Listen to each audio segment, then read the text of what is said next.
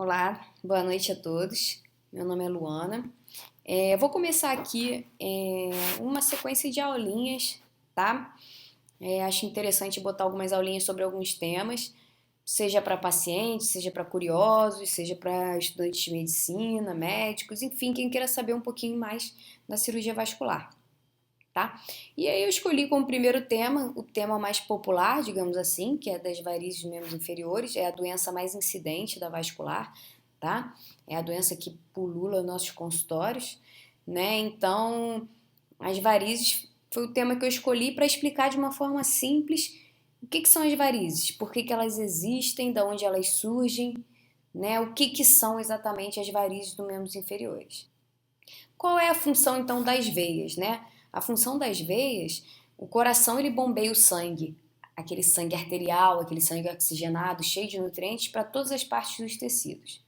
E esse sangue que depois de metabolizado está cheio de CO2, ele vai voltar para o pulmão e para o coração. Como é que eles voltam?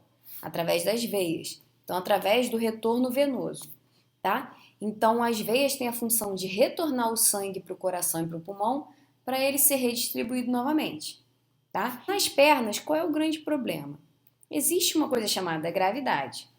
E o que acontece? Nós estamos sempre em pé. Sempre não, mas ou nós estamos em pé ou nós estamos sentados na maior parte do nosso dia. Então, nossas pernas estão para baixo na maior parte do nosso dia. E aí, o que acontece? O sangue tende a descer. E aí, a função da veia é jogar ele para cima. Como é que a veia trabalha isso?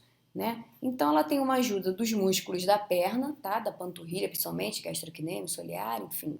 Esses músculos da perna vão ajudar a bombear esse sangue que está dentro da veia, tá?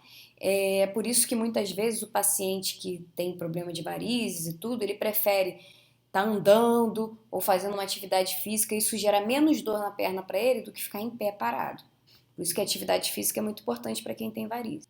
Bom, e aí uma outra coisa que ajuda muito para esse retorno venoso são as válvulas das veias. O que é isso? Isso é uma veia com um corte transversal nela e a gente consegue ver que ela tem válvulas. Essas válvulas, para que elas servem? Então o sangue vai subir, ela vai conseguir impulsionar esse sangue para cima. A válvula abre, o sangue vai. Aí, pela gravidade, a gente está em pé, o sangue quer descer. Ela fecha e não permite que esse sangue desça, que ele se acumule nas pernas, enfim, não permite que esse retorno venoso seja eficiente. Essa é a função das veias, essa é uma veia normal trabalhando. E o que acontece nas varizes, na insuficiência venosa? O que é o nome insuficiência venosa? Então, o que acontece é que essas válvulas param de funcionar. Então, a válvula da veia parou de funcionar. Por quê? Seja porque a veia, por uma degeneração natural dela, genética, da idade, se dilatou, enfraqueceu a parede, ficou tortuosa, essa válvula não vai mais funcionar porque ela está despareada, está afastada, tá? E isso vai fazer com que o sangue desça livremente, porque não tem nada impedindo. Outra coisa que pode destruir as válvulas é trombose. Então, teve uma trombose prévia de qualquer veia, pode destruir a válvula e gerar um refluxo, tá? E o que isso vai gerar? Isso vai gerar uma hipertensão venosa nos membros inferiores. Imagina que o sangue todo do membro inferior está sendo bombeado para cima, mas grande parte dele está voltando. Então, vai ter um acúmulo de sangue nos membros inferiores. Isso vai gerar mais hipertensão venosa, mais varizes, veias mais tortuosas, uma perna quente e uma perna de elefante. Uma perna pesada, uma perna inchada, uma perna com a pele seca, endurecida, manchada. O que acontece? O ferro do sangue, ele mancha a pele, faz com que a pele fique mais escura. Então, alguns pacientes que têm uma doença crônica vão até se reconhecer, porque a pele está mais escura, tá? Aquela pele em bota, mais escuro, uma pele engrossada, descamativa e que favorece até feridas que não cicatrizam, tá? Que é o estágio mais grave das varizes. Então, tudo isso por conta da hipertensão venosa gerada por esse refluxo das veias por conta das válvulas insuficientes. Bom, e quais são as causas das varizes? Por que as veias ficam enfraquecidas?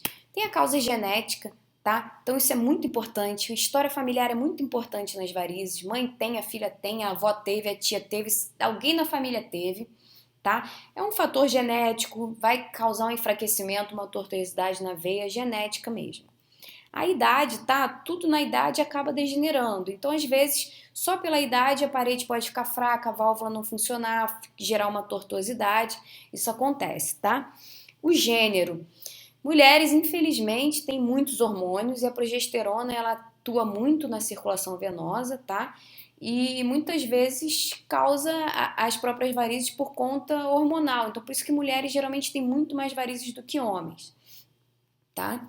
O estilo de vida, então, se você pessoas que trabalham desde novinhas em pé, carteiros, seguranças, médicos, professores, pessoas que trabalham em pé, pessoas da lavoura, geralmente tendem a ter mais varizes, porque é muito tempo sobrecarregando aquele sistema, um dia acaba gerando alguma disfunção nele. A gestação, que vai no mesmo raciocínio da mulher, a gestante está aflorada dos hormônios, principalmente progesterona, e além disso tem o fator de que o útero crescendo dentro da barriga está comprimindo ali a drenagem venosa mesmo, comprime a cava, comprime a via para onde o sangue está indo. Então, tudo isso dificulta a drenagem venosa também. Muitas pessoas abrem quadro de varizes na gestação ou pioram muito na gestação, tá? E o sobrepeso, né, gente? Assim, pelo mesmo raciocínio, quem tem uma circunferência abdominal muito grande, quem está acima do peso, tudo é mais difícil, a circulação é mais difícil, a drenagem é mais difícil. Então, muitos pacientes que têm dor nas pernas, varizes, edema, podem melhorar só perdendo peso, tá? Isso é uma coisa muito importante. Tem algumas causas de varizes secundárias, tá? Como a trombose, síndrome de Meitânia, que eu vou deixar um pouquinho de lado para explicar ao longo dos posts, tá? Bom, a manifestação clínica das varizes, elas são variáveis, tá? Existe uma classificação universal que classifica de acordo com essa progressão da doença, tá? Então, o CEAP-1 seria aquelas veinhas mais roxinhas de aplicação ou aquelas verdinhas que não são saltadas, tá? O CEAP-2 já são aquelas veias grossas, tá? Que dá pra ver, saltadas. O CEAP-3 é quando você tem inchaço, edema de membros inferiores, tá? Eles podem se sobrepor. O CEAP4 é quando tem aquelas manifestações da pele, ou hipercromia, quando fica escura, ou dermatoliposclerose, que é quando a pele fica endurecida, fica parecendo uma pele de elefante mesmo. E o CEAP5 é quando você já teve uma úlcera e tem só a marquinha dela lá, é a úlcera cicatrizada, geralmente mais esbranquiçada que as outras áreas, tá?